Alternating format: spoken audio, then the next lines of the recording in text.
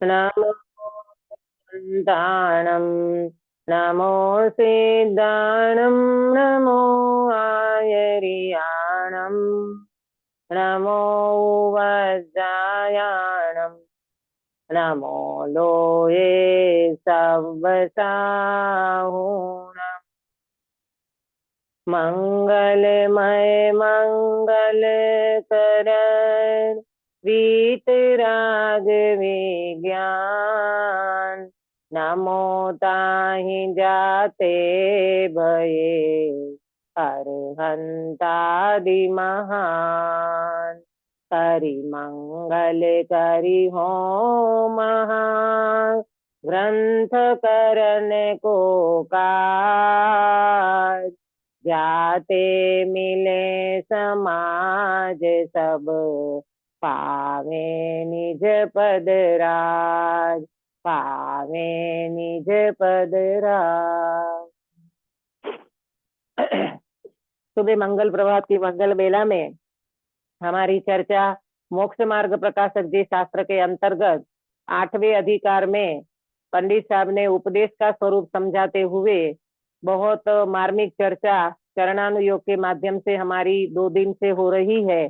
चरणानुयोग के व्याख्यान का विधान, ये चर्चा में पंडित साहब ने स्थूल बातें बताते हुए यानी क्रिया के माध्यम से, जैसे कोई भी जीव होता है तो नाना प्रकार के जीव हैं, नाना प्रकार के कर्म के उदय रहते हैं, हर कोई जीव का एक तरीका जीवन नहीं होता। तो पंडित साहब ने 2 जीवों को लेकर के यहाँ बात की है। एक तो वो जीव है जो बिल्कुल आत्मा को जानते नहीं है, निश्चय को जानते नहीं है, और ऐसे जीवों को लिए हुए पंडित साहब ने यहाँ पर मात्र व्यवहार का उपदेश की बात करी। और दूसरे जीव जो हैं वो सम्यक तो सन्मुख है अथवा सम्यक दृष्टि है, तो उनको निश्चय सहित का व्यवहार का उपदेश पंडित साहब ने दिया। इसका बहुत सारा डिटेल हमने कल देखा था। आज हमारी चर्चा यहाँ से आगे बढ़ेगी। 2 प्रकार के चरणानुयोग में उपदेश की बात होने के बाद 280 पेज 280 ऊपर से अपन आज चर्चा शुरू करेंगे। पंडित साहब और भी बहुत अच्छी अच्छी बातें यहाँ पर बताएंगे। कभी कभी अपने को इसमें क्वेश्चन भी हो सकता है, परंतु चरणानुयोग के व्याख्यान का विधान ऐसा ही है। देखो, हर कोई व्यक्ति मतलब क्या कहते हैं इसको, कि जैसे जहां जिस फील्ड में आप हो वहां उस विषय को लेकर के बात चलेगी। ये चरणानुयोग के व्याख्यान का विधान है तो यहाँ क्रिया की मुख्यता भी रहेगी, परिणाम की मुख्यता भी रहेगी, प्रवृत्ति की मुख्यता भी रहेगी। अगर द्रव्यानुयोग की हम बात करेंगे तो वहां तो अभिप्राय के अलावा, इंटेंशन के अलावा कोई बात नहीं होगी, अथवा तो शुद्ध स्वभाव भगवान आत्मा के अलावा कोई बात नहीं होगी। वहां द्रव्य कर्म, भाव कर्म, नो कर्म, इन सब से दृष्टि हटा करके, इवन पर्याय और गुण भेद की दृष्टि हटा करके एकमात्र शुद्धात्मा की दृष्टि करना, ये द्रव्यानुयोग का विधान है। वो आगे आने वाला है, तब चर्चा करेंगे। अभी इस विषय को न्याय देते हुए पंडित साहब देखो आगे क्या कहते हैं। मिला सबको 280 पेज। तथा चरणानुयोग में तीव्र कषायों का कार्य छुड़ाकर मंद कषाय रूप कार्य करने का उपदेश देते हैं। गिरीश भाई, अपने को आश्चर्य लगे कि ऐसा भी तो आता है क्या? ऐसा भी, अरे पंडित साहब नहीं कह रहे हैं, आगम में ऐसा विधान आता है कि कोई जीव तीव्र कषाई हो तो क्या करेंगे, वो तीव्र कषाय वाला सीधा भगवान आत्मा में नहीं जा सकता, तो उसको पहले मंद कषाय करने के लिए भी उपदेश दिया जाएगा। प्रयोजन क्या है? तीव्र कषाय को छुड़ाना है ना? प्रयोजन तीव्र कषाय को छुड़ाना है और मंद कषाय रूप कार्य करने का उनको उपदेश दिया जाएगा, है ना? देखो, एक बात को समझना, जैसे कोई व्यक्ति बहुत सप्त व्यसन में पड़ा है, भयंकर आउटलाइन, बिल्कुल जीवन का कोई ठिकाना नहीं है, तो उस व्यक्ति को तो पहले अपन उनका व्यसन कैसे छूटे, वो व्यक्ति उनमें से कैसे बाहर आवे, तो उनके लिए अपन थोड़ा बहुत ऐसा कहेंगे कि बेटा देख, नमोकार मंत्र का बहुत बड़ा ये है, मतलब उसका बहुत चमत्कार होता है। तुम मंदिर में आया करो, भगवान को देखोगे ना, भगवान के सामने आओगे, तुम्हारा बहुत पाप नष्ट हो जाएगा। ऐसा भी उपदेश दिया जाता है, क्योंकि वो व्यक्ति बेचारा एकदम आउटलाइन पे है, उसको लाइन पे कैसे लाना, तो धर्म की लालच दे करके, धर्म का ऐसा चमत्कार बता करके, नमोकार मंत्र का चमत्कार बता करके उस जीव को मंद कसाय करने के लिए पहले ऐसा उपदेश दिया जाएगा। देखो, यद्यपि कसाय करना बुरा ही है, कसाय कोई अच्छी चीज नहीं है, तथापि सर्व कसाय न छूटते जानकर जितने कसाय घटे उतना ही भला होगा, है ना। देखो, पॉइजन तो पॉइजन है, चाहे वो पॉइजन एक बूंद हो, चाहे वो पूरी बोतल हो। इसी तरह कसाय तो कसाय है, चाहे वो मंद कसाय हो, चाहे वो तीव्र कसाय हो। परंतु करे क्या, कोई जीव बेचारा अभी तीव्र कसाय में पड़ा है तो उनको सीधा उपदेश नहीं दिया जाएगा धर्म का, माने वस्तु स्वभाव का। तो उस व्यक्ति को मंद कसाय के लिए इस प्रकार का उपदेश देकर के प्रयोजन एक ही है कि वो जीव बेचारा कैसे करके भी धर्म मार्ग में लगे। देखो, सर्व कसाय न छूटते जानकर जितना कसाय घटे उतना भला होगा, ऐसा प्रयोजन वहां जानना। प्रयोजन एकमात्र ये है कि उस व्यक्ति को अकसाई भगवान आत्मा की ही प्राप्ति कराना है। ये समझ लेना कि चरणानुयोग का व्याख्यान का विधान है, तो उसमें इस तरह की बातें आए तो अपने को गुमराह नहीं होना चाहिए, ऐसे अपने को कंफ्यूजन नहीं खड़ा करना चाहिए। ओ, द्रव्यानुयोग में तो ऐसे बताते हैं कि आत्मा को कर्म छूता नहीं है, आत्मा तो पुण्य पाप करता ही नहीं है। भाई, बात तो ऐसी ही है, परंतु सामने जीव देखना चाहिए ना। कल हमने आपको कहा था, जैसा रोगी वैसी दवाई, जैसा जैसा श्रोता वैसा उपदेश, है ना। तो उसको उसी तरह का उपदेश दिया जाएगा। देखो, जैसे जिन जीवों के आरंभ आदि करने की और मंदिर बनवाने की अथवा विषय सेवन की अथवा क्रोधादि करने की इच्छा सर्वथा दूर होती न जाने, उन्हें पूजा प्रभावना आदि करने का, चैतालय आदि बनवाने का, जिन देव के आगे शोभादि नृत्य गान आदि करने का और धर्मात्मा पुरुषों की सहाय आदि करने का उपदेश देते हैं, क्योंकि इनमें परंपरा कसाय का पोषण नहीं होता। देखो, कितना सुंदर पंडित साहब का चिंतन है। वो ये कह रहे हैं कि भाई पूजा प्रभावना, चैतालय बनवाना, जिन देव की आगे शोभा करना, नृत्य गान आदि करना, ऐसा भी जीवों को उपदेश दिया जाता है। कोई कहेगा, अरे भगवान के सामने नाच गान करना है तो ये तो शुभ भाव है, उससे क्या होगा। अरे भैया, अशुभ में से शुभ में लाने के लिए उनको ऐसा उपदेश दिया जाएगा, तुम चैतालय बनवाओ, तुम मंदिर बनवाओ, तुम्हें बहुत पुण्य लगेगा। आपको पता है, एक जव जितनी प्रतिमा कोई व्यक्ति विराजमान करे ना गिरीश भाई, जव जितनी प्रतिमा, इतनी प्रतिमा विराजमान करने का बहुत बड़ा पुण्य लगता है। जिंदगी में एक बार तो भगवान की प्रतिमा विराजमान करने का उपदेश दिया गया है आगमों में कि तुम अपने हाथों से, तुम्हारे पास संपत्ति है तो एक भगवान विराजमान करो। तो कहते हैं जब जितनी भी प्रतिमा विराजमान करे तो उसका बहुत पुण्य लगता है। ये किसके लिए उपदेश है कि जो जीव बिल्कुल धर्म में आता ही नहीं है, धर्म को समझता नहीं है, पापों में पड़ा है, उस व्यक्ति को चैतालय बनवाने का, मंदिर बनवाने का, धर्मात्माओं की सेवा करने का इत्यादि उपदेश दिया जाता है। पर काय के लिए बोलो, जब जब अपने महावीर जयंती का जुलूस निकलता है ना, महावीर जयंती का भगवान की रथ यात्रा निकलती है, तो उनको कहा जाएगा तुम भगवान के सामने चामर लेकर के नाचो, भगवान का गान करो, भगवान की स्तुति करो। तो ये सारा उपदेश भी उन जीवों को दिया जाता है कि जो जीव बेचारा बिल्कुल भी धर्म मार्ग में समझता नहीं है। तो परंपरा क्या है उसकी, परंपरा कसाय का पोषण नहीं करना है, उस व्यक्ति को तो धर्म में लगाना है। अब वो व्यक्ति सीधे सीधा नहीं लगेगा तो उसको इसी तरह की लालच दे करके भी उस व्यक्ति को धर्म में लगाते हैं।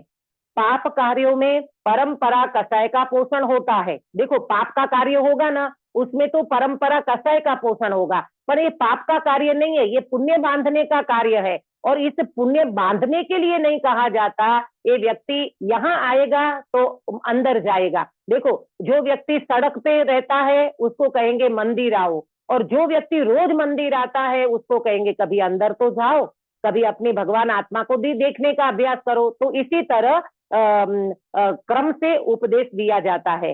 इसलिए पाप कार्यों से छुड़ाकर इन कार्यों में लगाते हैं, तथा थोड़ा बहुत जितना छूटता जाने उतना पाप कार्य छुड़ाकर उन्हें सम्यक्त्व, अणुव्रत आदि पालने का उपदेश देते हैं। देखो, अणुव्रत और महाव्रत का भी उपदेश दिया जाता है। कोई जीव हो तो उसको कहेंगे तुम है ना नवकार सिक्का प्रत्याख्यान करो, तुम्हें ना रात्रि भोजन का नियम लो, आज रात को नहीं खाएंगे, महीने में 8 दिन नहीं खाएंगे, ऐसे छोटे छोटे नियम लेकर के भी उस जीव को धर्म कार्य में लगाते हैं।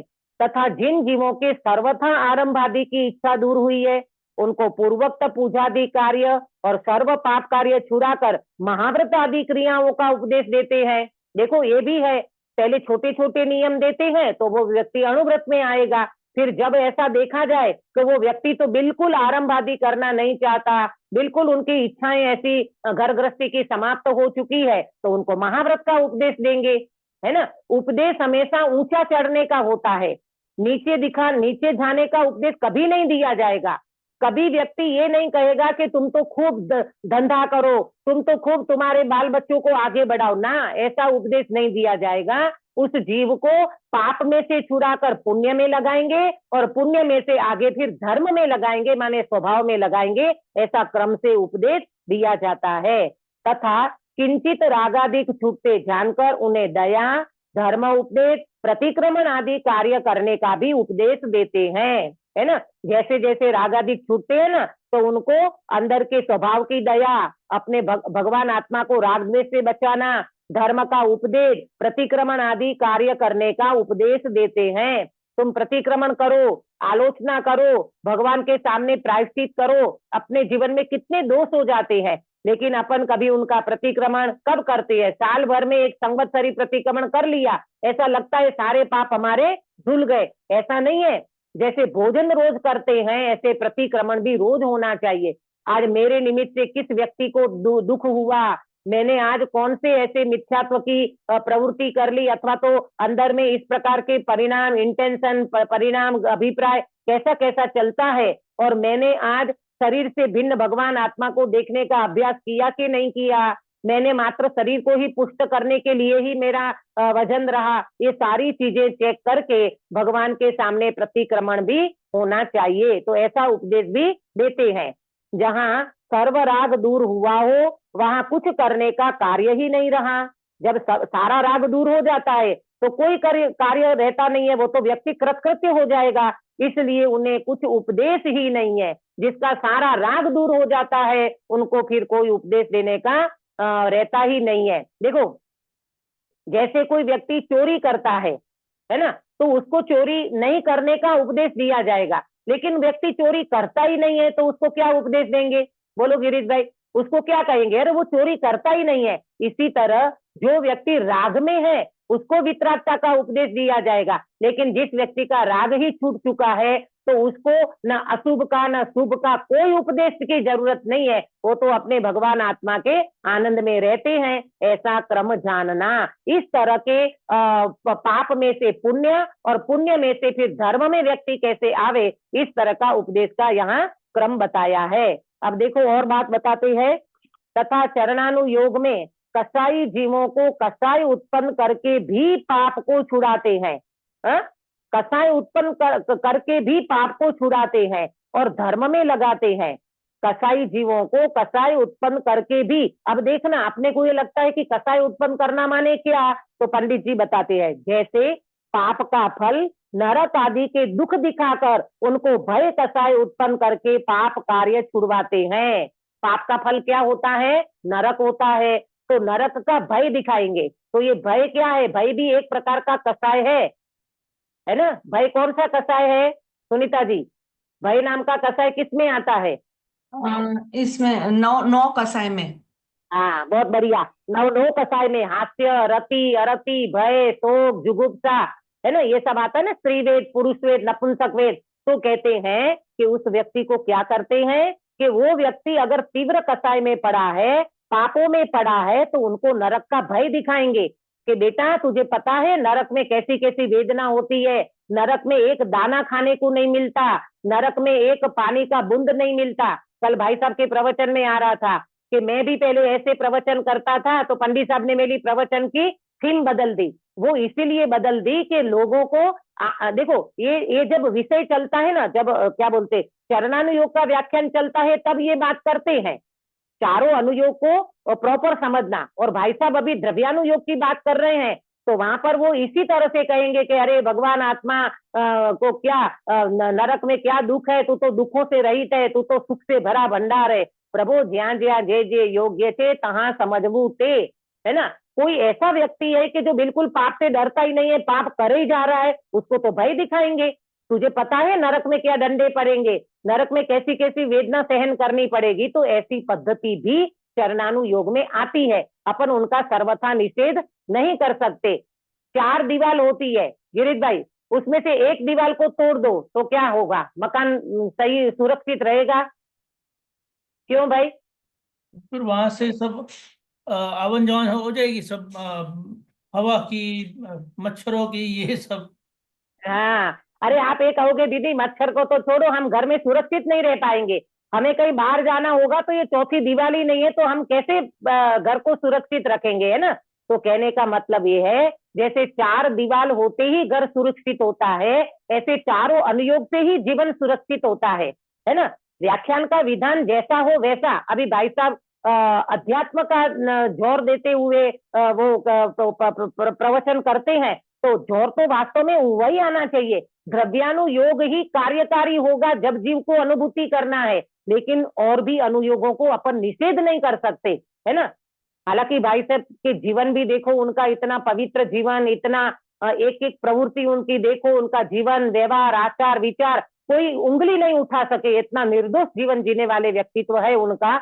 और जब अब वो आत्मा की बात जब समझाते हैं, भगवान आत्मा का जब वो अपने को दृष्टि देते हैं, तो वो ऐसी दृष्टि देते हैं कि तुम चिंता छोड़ दो, तुम बाहर की पर्याय की विकल्प छोड़ दो, तो वो वहां ठीक है। और यहाँ पंडित जी कह रहे हैं तो वो भी बात ठीक है, क्योंकि यहाँ चरणानुयोग का व्याख्यान का विधान चलता है। तो क्या बताया कि पाप का फल नरक आदि का दुख जान करके उनको भय कसाय उत्पन्न कराएंगे। देखना नरक में कैसे डंडे पड़ेंगे, वहां मासीबा बैठी नहीं है, पोपाबाई का राज नहीं है, तुझे जवाब देना पड़ेगा, तूने जो परिणाम किए ना उसका फल तुझे नरक में जाकर के भोगना पड़ेगा।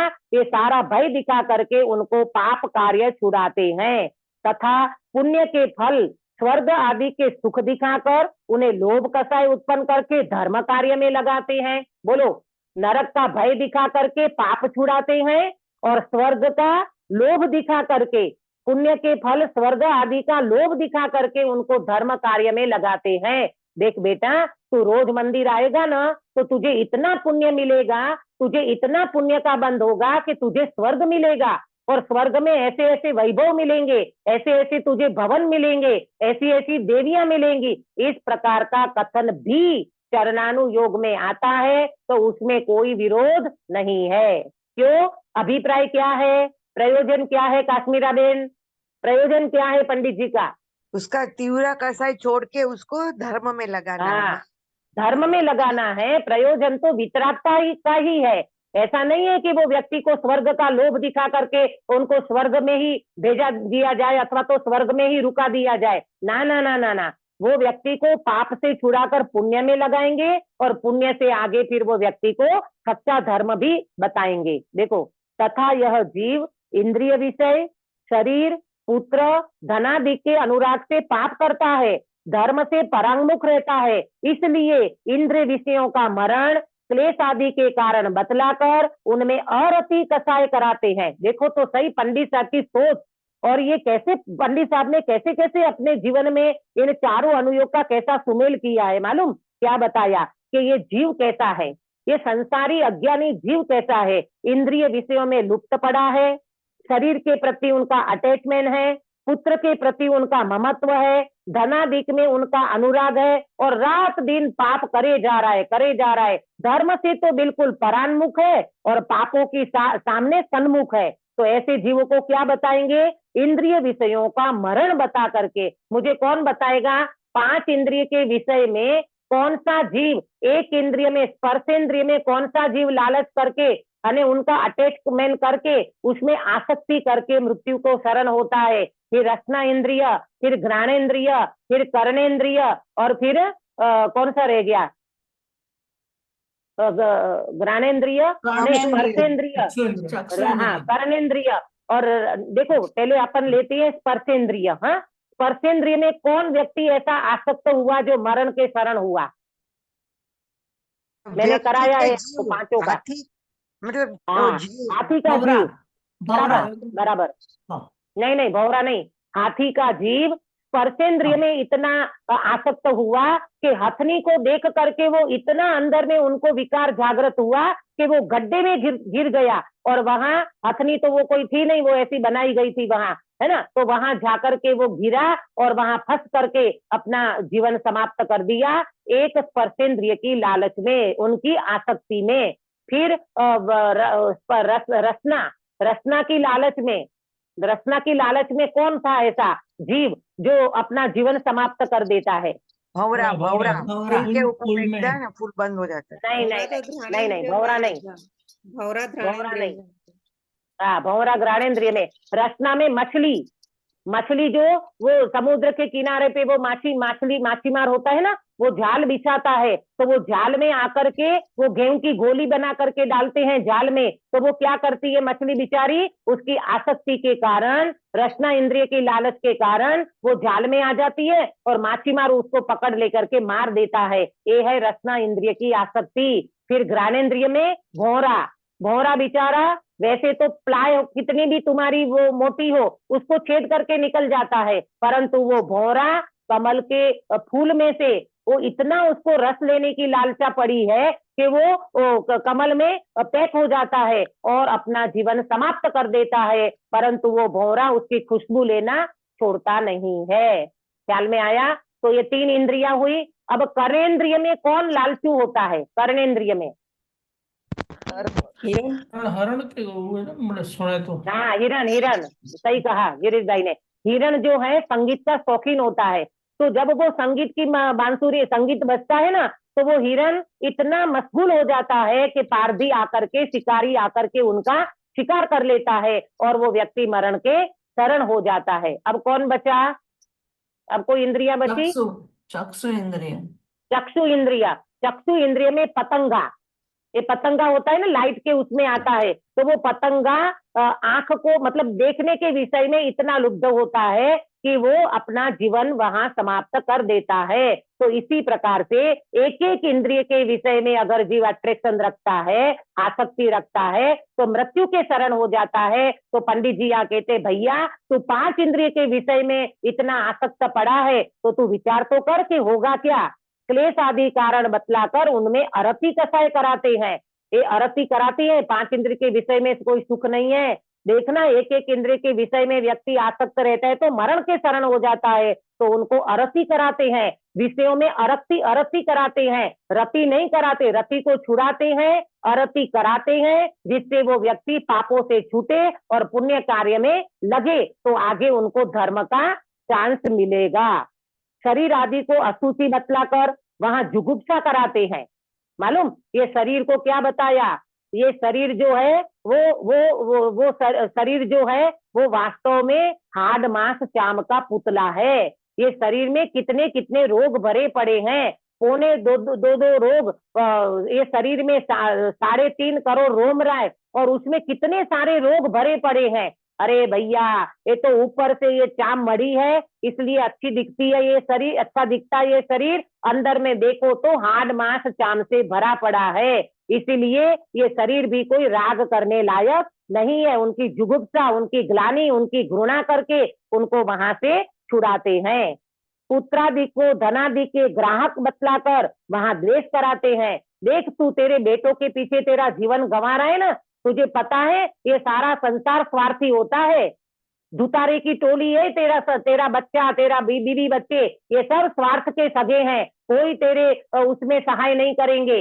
वो जो वाल्मीकि वालिया लुटारा जब था ना, तो उसको कहा गया तू इतना सारा लूटता है दुनिया को, इतना सारा पाप करता है, जाके तेरी बीवी को पूछ कि तू मेरे पाप में भागीदार होगी कि नहीं होगी। तो पूछने गया तो पत्नी तो मना कर दी, बोले हम क्यों तुम्हारे पापों में पीछे लगे, तुम्हारा पाप तुम जानो। अरे भगवान देखो, जिसको अर्धांगना कहते हैं वो पत्नी भी मेरे पाप में सहाय नहीं होगी, और जाकर के संत को बात करी और वो संत की बात को सुन करके, उपदेश सुन करके वालिया लुटारा मिट करके वाल्मीकि ऋषि बन गया।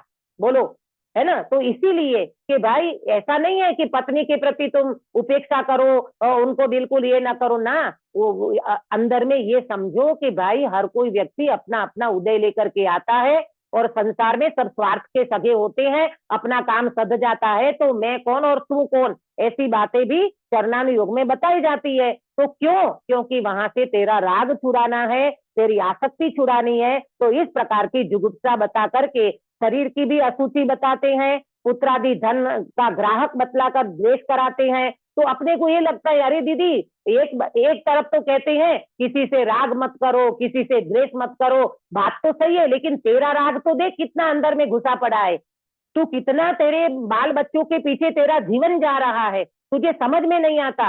अरे गिरीश भाई ऐसी ऐसी कहानियां सुनने मिलती है प्रथमानुयोग में, है ये जो श्रेणिक महाराजा का बेटा था ना, क्या नाम था, कोणिक कोणिक कोणिक कोणिक कोणिक वो हाँ।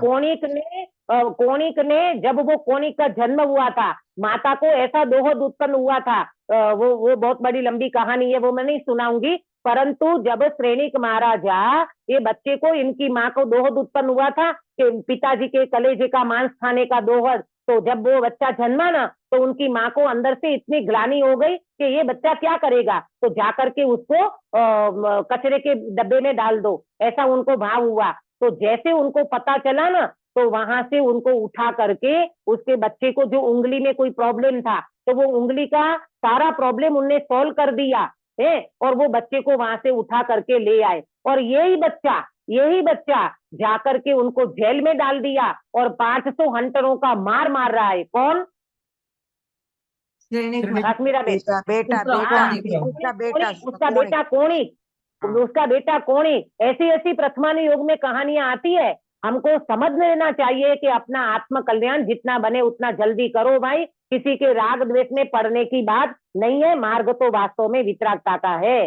तथा धनादि को मरण, धन आदि के पीछे पड़ेगा तो तू मर जाएगा।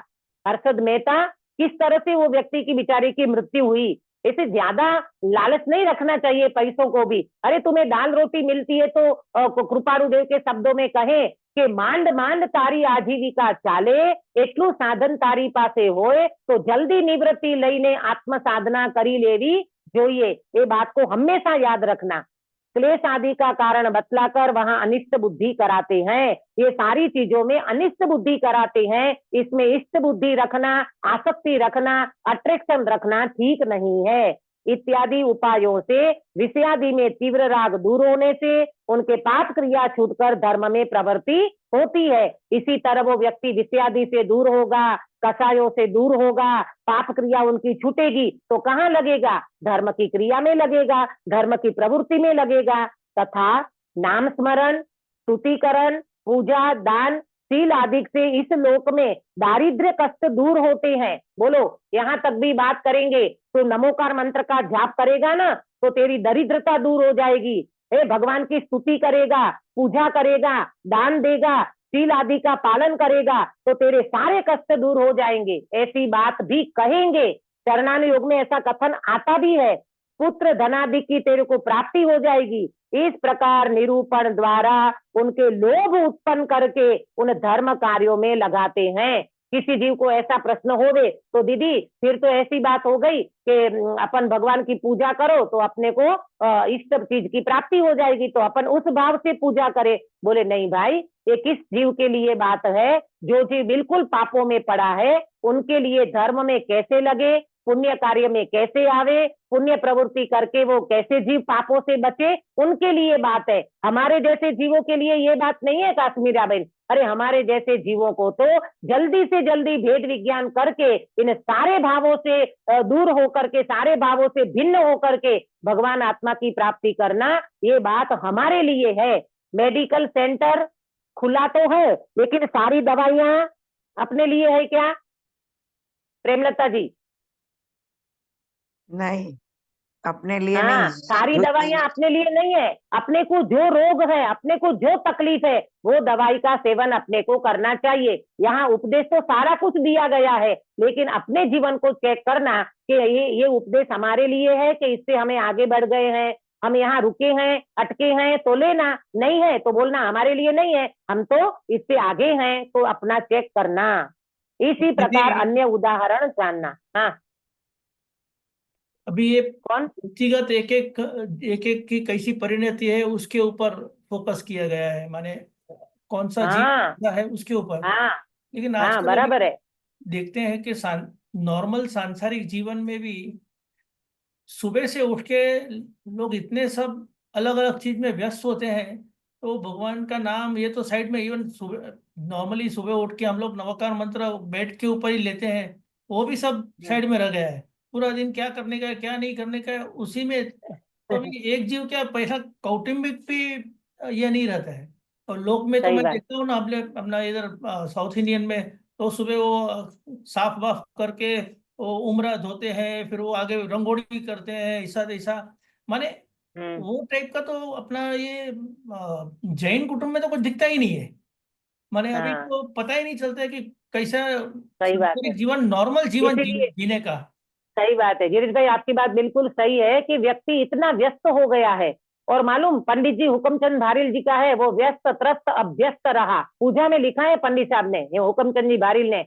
ये जीव संसार में इतना व्यस्त अभ्यस्त त्रस्त पड़ा है, उसको तो ऐसे मशीन जैसा जीवन जी रहा है, कोई उनका ठिकाना नहीं है। आप सही कह रहे हो, बेड पे उठ करके बेड में ही नवकार मंत्र गिनते हैं, बाद में वो व्यक्ति को कुछ अता पता नहीं रहता है। तो ये सारे जीवों को, नाना प्रकार के जीवों को देख करके पंडित जी ने बहुत कहना चाहिए कि इतने साइंटिस्ट है कि जीवों को कैसे कैसे भाव चलेंगे, कैसे परिणाम, कैसा ये, उसको कुछ अता पता ही नहीं है। तो इस प्रकार से सारे जीवों को, नाना प्रकार के जीवों को देख करके ये बात बताई है, उसमें अपना ऑब्जर्वेशन कर लेना कि अपना जीवन किस तरह से है, तो वो वहां से अपने को समझना चाहिए।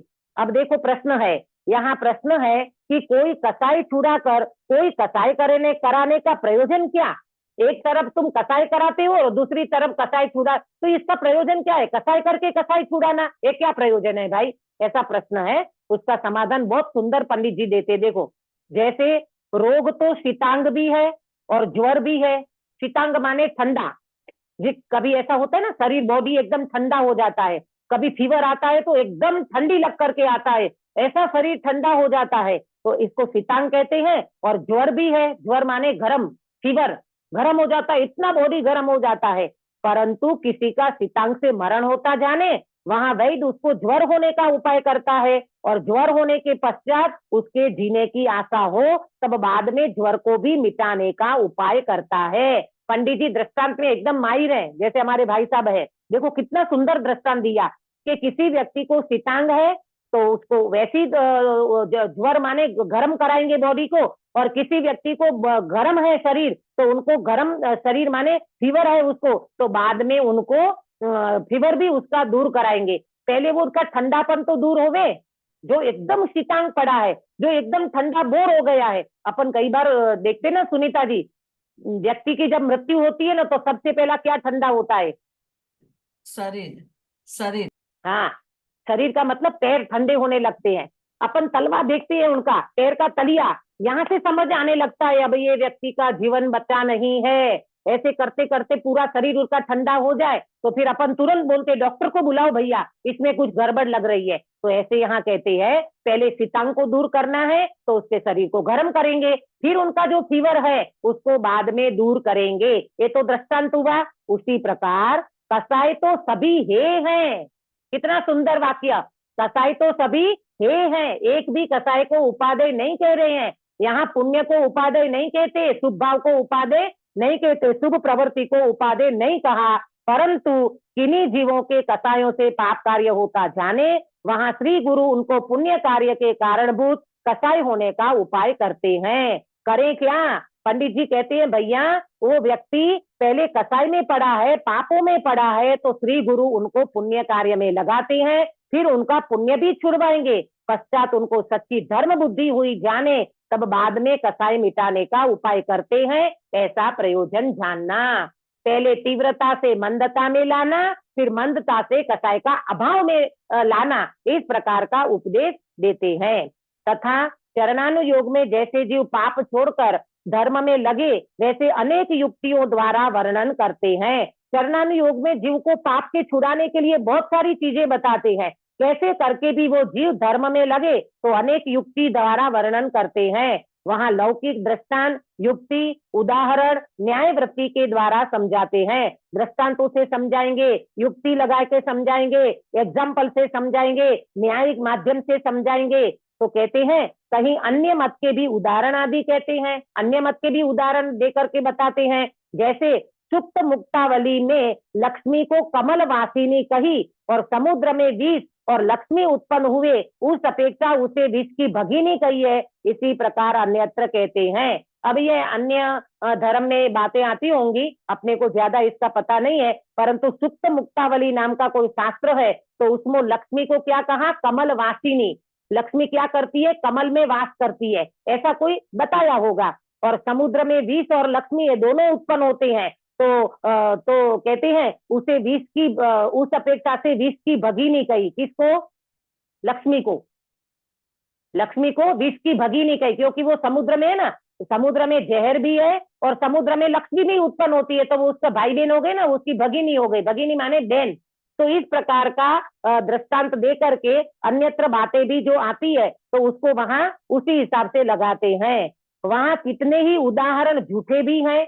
ये कोई समुद्र में जहर नहीं होता, ये कोई लक्ष्मी कमल में वास नहीं करती है, ऐसी बातें झूठी भी होती है, परंतु प्रयोजन सच्चे प्रयोजन का पोषण करते हैं, इसलिए दोष नहीं है। प्रयोजन हमेशा सच्चा रहना चाहिए, तो उसमें झूठ का दोष नहीं लगता है।